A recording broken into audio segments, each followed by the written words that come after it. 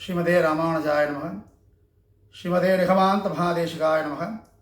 ஸ்ரீமத் ஆதிவன் ஷடகோப இதீந்திர மகாதேசிகாய நமக.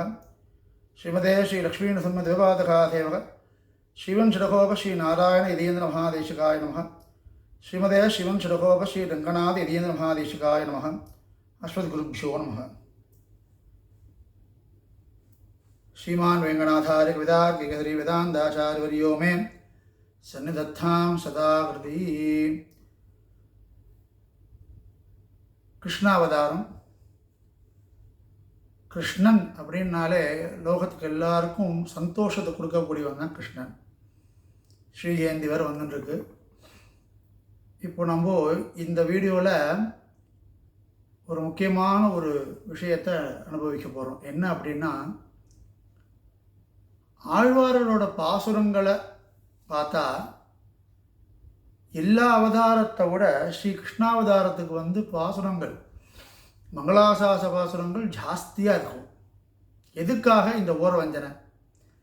ராமவதாரம் இருக்குது, நிருசிம்மாவதாரம் இருக்குது. இது இன்னத்தை விட கிருஷ்ணாவதாரத்துக்கு மட்டும் எதுக்கு நிறைய பாசுரங்கள் மங்களாசாசனம் பண்ணுறா அப்படின்னு பார்க்கும்போது,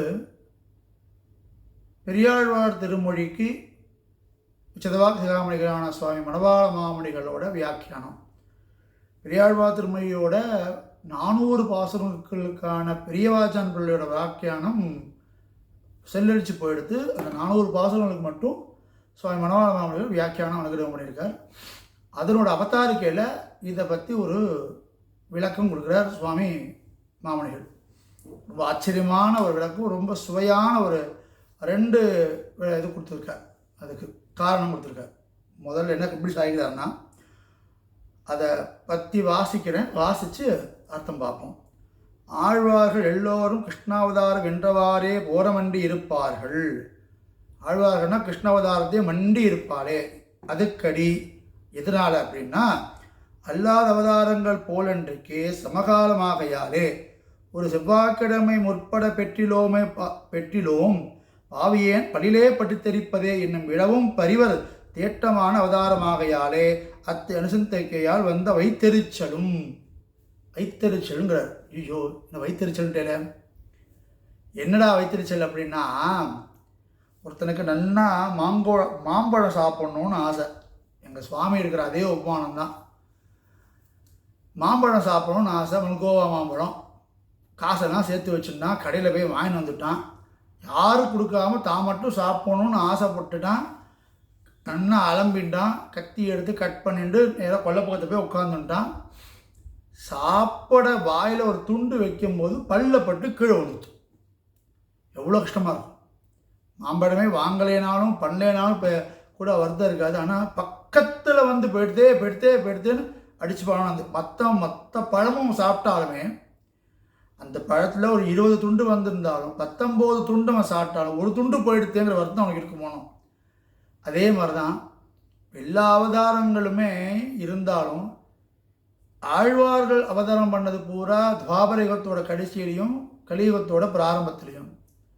கொஞ்சம் முன்னாடி அவதாரம் பண்ணியிருந்தானா கிருஷ்ணனை பண்ணால் பார்த்துருக்கலாமோ.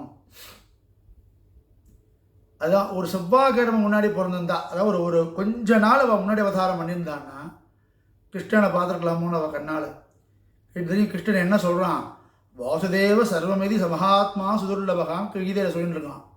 வாசுதேவனே எல்லாம் அப்படின்னு சொல்கிற மகாத்மா கிடைக்கிறது அரிது அப்படின்னு சொல்கிறான்.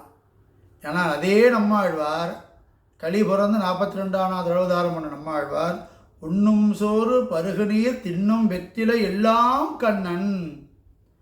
அவன் என்ன சொன்னான், எல்லாமே வாசுதேவன் இருக்கிறவ கிடைக்க மாட்டான்னா, எல்லாமே எனக்கு வாசுதேவன்னா சொல்லிட்டு பிறந்திருக்கார். அப்போ எவ்வளோ வருத்தமாக இருக்கும். 2 பேரும் சந்திச்சிருந்தானா எவ்வளோ ஆனந்தமாக இருந்திருக்கும்.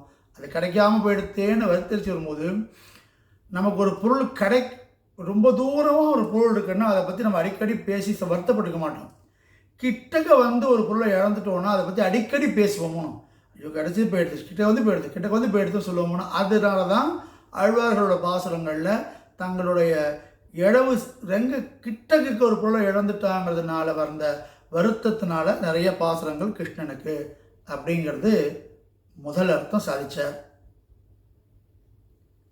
ரெண்டாவது அர்த்தம் இன்னும் விசேஷமான அர்த்தம். என்னன்னா ராமாவதாரத்தையும் கிருஷ்ணாவதாரத்தையும் கம்பேர் பண்ணுறார். எப்படின்னா பாருப்பா, கிருஷ்ணாவதாரம் கிட்டக்கான்னு சொல்கிறார். துவாபரிவத் அவதாரம் பண்ண முதலாழ்வாருக்கு ராமாவதாரமும் கிட்டக்க தானே, அதே அடுத்த முன்யுகம் தானே அப்படின்னு சொல்லலாம். ராமாவதாரத்துக்கும் கிருஷ்ணாவதாரத்துக்கும் ஏன் கிருஷ்ணாவதாரத்துக்கு ஜாஸ்தியான பாசுரங்கள்னா அதுக்கு அர்த்தம் சொல்கிறார். பாசுரங்கள் எதுக்காக பிறக்கிறது? மங்களாசாசனங்கள் தான் முக்கியம். மங்களாசாசனத்து மற்றுள்ள ஆழ்வார்கள்னு பேர். அப்படின்னா என்ன? பெருமாளுக்கு மங்களத்தை ஆசாசனம் பண்ணுறது.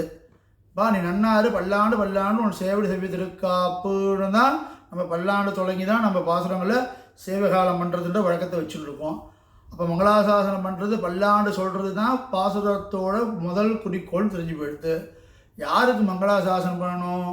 யாருக்கு ரொம்ப கஷ்டமான திசையில் இருக்கானோ, யார் துர்தசையில் இருக்கானோ அவனுக்கு தான் மங்களாசாசனம் பண்ணணும். ஏற்கனவே எல்லாமே இருக்குது அப்படிங்கிறவனுக்கு திருப்பி திருப்பி மங்களாசாசனம் பண்ண வேண்டிய அவசியம் இல்லை. அப்படின்னு பார்த்தா ராமாவதாரத்தில் ராமனோட அப்பா யார்? சம்பராந்தகனான தசரதன். சம்பராந்தக யுத்தத்தில் சம்பராந்தனை அழித்தவன் தசரதன். தேவர்களுக்காக யுத்தம் பண்ணி கொடுத்தவன் அவன் தசரதன். 10 திக்கிலும் ரத்தத்தை செலுத்தக்கூடிய சாமர்த்தியம் உள்ள சக்கரவர்த்தி தசரதன். இங்கே பாருங்க, கிருஷ்ணனுக்கு வசுதேவர். அப்புறம் அப்போ பொண்டாட்டியை கொல்ல வந்தான் கம்சன், அவன்கிட்ட போய் கொல்லாதன்னு வேண்டிட்டு இருந்தார். சண்டை போடல சாது. அந்த பக்கம் நந்தகோபால் வெளுத்ததெல்லாம் பால், அவளே கோபகரவர், கோபர்கள்லாம் தலைவர் அவர். வெளுத்ததெல்லாம் பால், சண்டை போடவே தெரியல சாது அவர். ஆச்சா, அப்பா கம்பேர் பண்ணும் போது ஏற்கனவே பலுவான அப்பா அங்கே இருக்கார் தசரதன். அதனால் தாசரதியான ராமனுக்கு பயம் இல்லை. ஏன் நந்தகோபாலனோட குமாரனான நந்தகுமாரன், அவருக்கு இந்த நந்தகோபனோட அந்த அந்த தசரதனை கம்பேர் பண்ணும்போது நந்தகோபன் சாதுவாச்சு. அப்போ அவனுக்கு கிருஷ்ணனுக்கு தான் நிறையா பரியணும். இது ஒன்று ரீசன் சொன்னார். ரெண்டாவது, ராமனோட தம்பிகள் ஒத்தொத்தரும் ஒவ்வொரு படை. லக்ஷ்மணன் ஒரு படை, பரதன் ஒரு படை, சத்ருக்குணன் ஒரு படை, தனித்தனியே ஒத்தொத்தரும் ஒவ்வொரு படை. ஆனால் இங்கே ஒரே ஒரு அண்ணா பலராமன். அவனும் மகாபாரத யுத்தம் நடக்கும்போது கிருஷ்ணன் அம்போன்னு விட்டு தீர்த்த யாத்திரை போயிட்டார். இவா 2 பேருமே எனக்கு சிஷ்யா, நான் 2 பேருக்காக போட மாட்டேன்னு கிருஷ்ணன் அம்போன்னு விட்டு அவர் கிளம்பி போயிட்டார். இந்த இதை பார்த்தாலும் அண்ணன் தம்பிகளோட இதை பார்த்தாலும் கிருஷ்ணனுக்கு தான் ஜாஸ்தி பரியணும். அடுத்தது இன்னும் மோசம். ராமோ ராமோ ராம இது பிரஜானான் பவங்கதா ராமபூதம் ஜெகதபூது. பௌரஜனங்கள் அயோத்தியாவாசிகள் பார்த்தீங்கன்னா ராமா ராமா ராமா, எல்லாத்துக்கும் ராமன் தான் அவளுக்கு. ராமன் நன்னா இருந்தால் தாங்க ராமன் சிரித்தா தாங்க சிரிப்பா, ராமன் நன்னா இருந்தால் தாங்க நன்னா இருப்பா. ராமன் ராமன் ராமனுக்காக எந்த தேவதோட காலில் விழவும் தயாராக இருக்கா. திருப்பல்லாண்டோட அவதாரிகளை அதே மாதிரி சிவசமும் அவ்வளோ ஸ்லோகங்களை பிரமாணங்களை காட்டுறார் பெரியவாச்சன் பிள்ளை. ராமனோட நன்னா இருக்கணும்னா யார் காலில் வேணால் விழுறேன் அப்படிங்கிறது தயாராக இருக்கிறது தான் அங்கே இருக்க பௌரஜனங்கள். அதே இங்கே பாருங்க, பிருந்தாவனத்தில் எதை தொட்டால் அசுரனாவான்னு தெரியாது. பால் கொடுக்க வரா அப்படின்னு நினச்சா பூத்தனையாக ஆகிடுறா. சரி, அது வேண்டாம், ஒரு வண்டி சக்கரத்தை வச்சுட்டு போவோம் அப்படின்னா அது சக்கடாசுரன் ஆகிடுறது. பழத்தை சாப்பிட்லாம் கிருஷ்ணன் ஆசைப்பட்ட கபிஸ்தாசுரன் ஆகிடுறது. சரி, நான் மாடு கண்ணுக்கெல்லாம் மேய்ச்சிட்டு போகிறேன், எதுவுமே வேண்டான்னா கண்ணுக்குட்டி ரூபத்தை வட்சாசுரன் வந்துடுறான். குதிரையா கேசி வர, எதை தொட்டாலும் அசுரப்பு உண்டாயிடுறது. இதை பார்த்தாலும் கிருஷ்ணனுக்கு தான் பரியணும். அதுதான் ஆழ்வார் என்ன பண்ணான்னா, ராமன் இருக்கிறதுக்கு பறையா பேர் இருக்கா காப்பாற்றுறதுக்கு, கிருஷ்ணனுக்குன்னு பரியறதுக்கு யார் சுவாமி இருக்கா, நாங்கள் தான் பரியணும்னு தான் கிருஷ்ணனுக்கு ஜாஸ்தியான பாசுரங்களை பண்ணான். ஒரு பானசுரத்துக்கு ஒரு சோர் பதங்கிற மாதிரி திருப்பல்லாண்டு எல்லா பிரபந்தத்தோட ஆதாரம் சொல்லக்கூடியது. எல்லா பிரபந்தமும் இதான் மெயின் அப்படின்னு சொல்லுவாள். உள்ளுவதற்கெல்லாம் சுருக்காய் அப்படின்னு. அதில் மொத்தம் 12 பாசுரங்கள். அதில் பார்த்தீங்கன்னா பல்லாண்டு தான் பாசுரங்களே இருக்கும். அதை எண்ணிக்கையை கவனிச்சு பாருங்கள், சிம்பிளான எண்ணிக்கை. நிருசிம்மனுக்கு ஒரு பாசுரம், சக்கரவர்த்தி திருமகனான ராமபிரானுக்கு ஒரு பாசுரம், கண்ணனுக்கு 2 பாசுரம். 2 அவதாரத்துக்கு ஒரு பாசுரம் தான். இந்த ஒரே ஒரு அவதாரத்துக்கு மட்டும் 2 பாசுரம். இருக்கிற 12 பாசுரத்திலே 2 பாசுரம். ஒரு எண்ணிக்கைக்காக சொல்கிறேன், அடியன் விண்ணப்பிக்கல. ஸோ அப்படி பார்த்தோன்னா கண்ணனுக்கு தான் பரியணும்னு ஆழ்வார் அத்தனை பேரும் மடிபிடிச்சு வயிறு பிடிச்சு பறிஞ்சா அந்த கண்ணன் நம்பாத்த நோக்கி வந்துட்டுருக்கான்.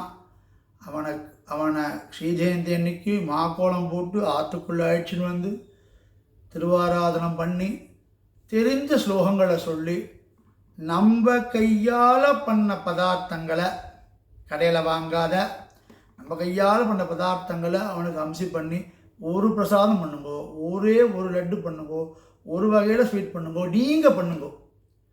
பிரத்யாதோ கடையில் பண்ணால் நான் 50 ஸ்வீட்டு பெருமாள் வைக்கிறது அது வழக்கம் கிடையாது. நம்ம சரீரத்தால் பெருமாளுக்கு என்ன நன்னா பண்ண முடியுமோ அதை பண்ணி அதை அம்சி பண்ணுங்கோ. திருப்தியாக கிருஷ்ணன் ஏற்றுக்கிறான். எல்லாரும் ஸ்ரீஜெயந்தி அம்சமாக அழகாக விமர்சையாக கிருஷ்ணனோட வைபவத்துக்கு ஏற்ற அளவுக்கு கொண்டாடணும்னு எல்லாரோட திருவடியிலும் பிரார்த்தனை பண்ணுகிறேன். ஸ்ரீமதே ராமானுஜாய நமக, ஸ்ரீமதே நிகமாந்த மகாதேசிகாய நமக, அஸ்மத் குருப்யோ நமஹ.